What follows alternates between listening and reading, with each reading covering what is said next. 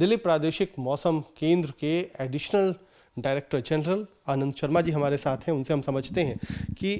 जो दिल्ली का प्रदूषण है, ख़ास तौर पर जो नॉर्थ वेस्ट स्टेट से जहाँ पर पराली जलती है, पंजाब हरियाणा, वहाँ से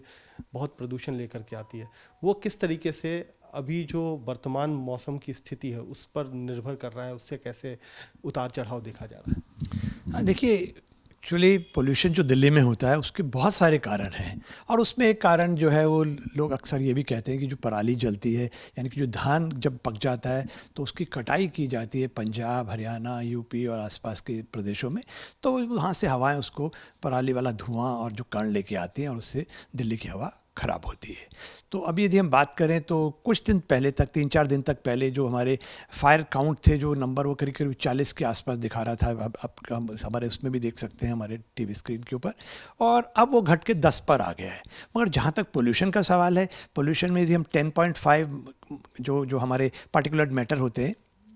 10.10 के आसपास के माइक्रोग्राम पर क्यूबिक मीटर में, यदि उनकी बात करें तो वो फ़िलहाल जो है पुअर कैटेगरी में है, और करीब मुझे ये बात करें 260 के आसपास उसकी मात्रा है। और वो परसों, यानी कि आज 4 तारीख है, तो 6 तारीख के आसपास ये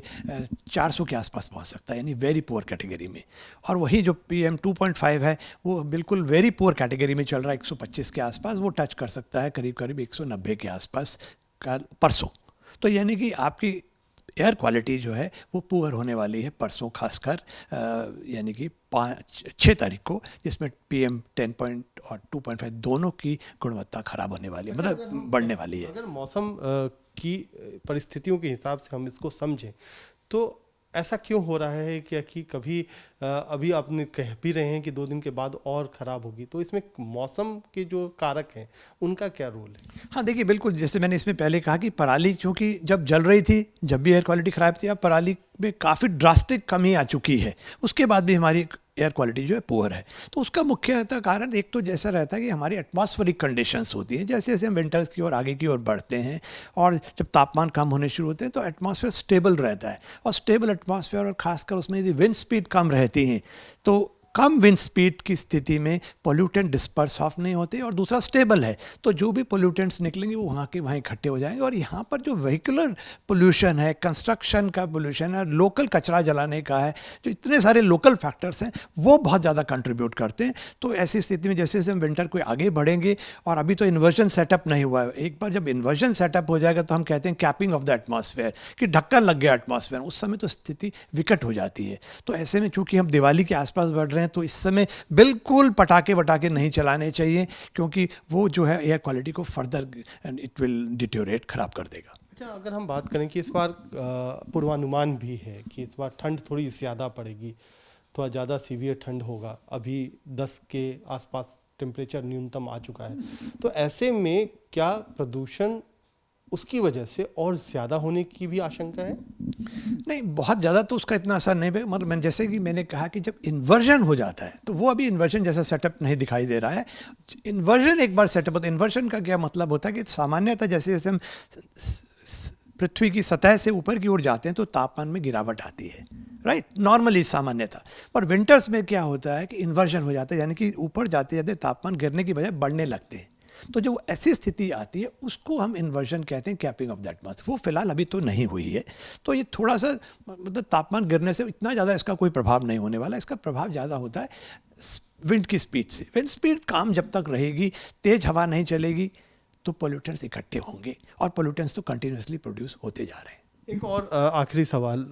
प्रदूषण से कम है, लेकिन इस बार जो पूर्वानुमान है आप लोगों का ठंड को लेकर के, वो क्या है, और वो क्या पिछले सालों की तुलना में इस बार तापमान में गिरावट ज़्यादा देखने को मिलेगी? देखिए, अभी यदि पिछले सालों की बात करें तो हमारा अक्टूबर में भी और अभी नवंबर के शुरुआत में भी तापमान जो है, न्यूनतम तापमान में काफ़ी गिरावट आ गई, और आज की हम बात करें 10:30 के आसपास जो है 10.5 के आसपास जो है हमारा न्यूनतम तापमान है दिल्ली का, और जो कि सामान्य से 4 डिग्री कम है। तो अभी वो जो आपको एक थोड़े से सिग्नल मिल रहे हैं कि कम ही है। और इस बार अभी हमने वैसे आधिकारिक तौर पर तो अभी हमारा जो है कहते फोरकास्ट है, उसमें एक फैक्टर जो है एक ला नीना कहलाता है, जो कि मतलब जिसे यदि हम लॉन्ग रेंज फोरकास्ट फोरकास्ट देते हैं कि अगले 2 सीज़न कैसा रहेगा, तो वो जो ला नीना कंडीशंस हैं वो इस समय वीक ला नीना कंडीशंस चल रही हैं पिछले 2-3 महीने से। और जब ये देखा गया कि वो भी एक फैक्टर है जो इन्फ्लुएंस करता है, और जब ला नीना कंडीशन हो तो विंटर थोड़ा सीवियर हो सकता है। बट उसके साथ साथ हमारे और भी फैक्टर्स काम करते हैं। तो मगर हाँ, अभी जो ला नीना वाला फैक्टर है वो दर्शा रहा है कि भाई आपका विंटर सीवियर होगा। तो कुल मिलाकर के जो प्रदूषण है फिलहाल, उसका अगर हम देखें मौसम के कारकों का उस पर प्रभाव वो तो है ही। हवा अगर नहीं चलेगी तो पॉल्यूशन बढ़ेगा, साथ ही साथ अगर